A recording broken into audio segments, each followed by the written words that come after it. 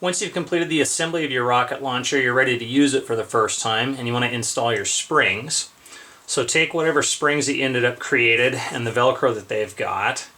Lift up on the board if need be if you've already installed the other side, and you want to just slide these in sideways until they engage with the Velcro.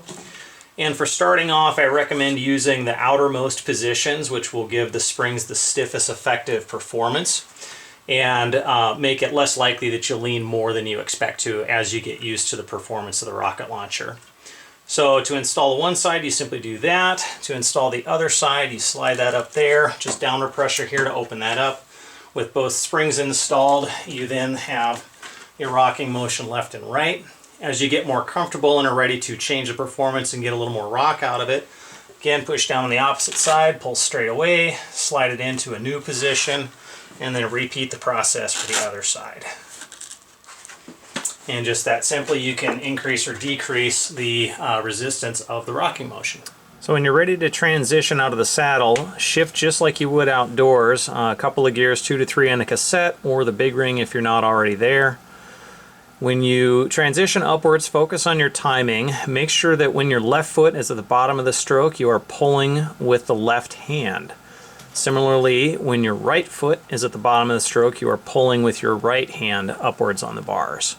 You want to counteract that downward force from your foot by pulling upward on the hand that's on the same side. So when you transition upward, pull on the left when the left foot's down, pull on the right when the right foot is down. Keep that timing throughout until you transition back into the saddle. And then shift as normal. Shifting up, left foot down, left hand pulling up. Right foot down, right hand pulling up. That timing should be similar to outdoors, and you also want to make sure that your head and shoulders remain mostly stable, centered over top of the bike.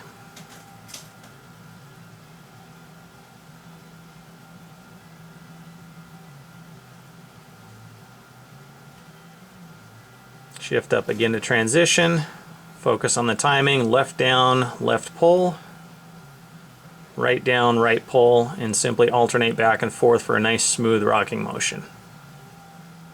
Head and shoulders remaining centered, slight bounce, and then back into the saddle.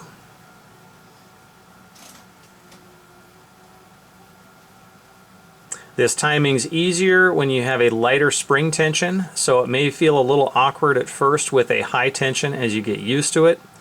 I recommend the slightly higher spring force initially just so you can get used to the feel of the bike moving underneath you in a slightly different way on the rocket launcher than outside. But as you get adapted to it, move quickly to a lighter spring force, essentially as light as you can go, and still feel comfortable on the bike.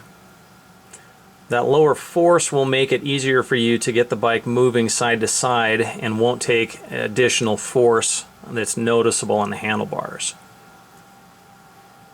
With too high of a force, you almost have to push down extremely on the low side of the handlebar and pull up on the upside as you're trying to get that rocking motion. But once the forces are reduced and the spring centering is very light, you almost end up with a balancing motion on your own, and it engages a bit more of the core.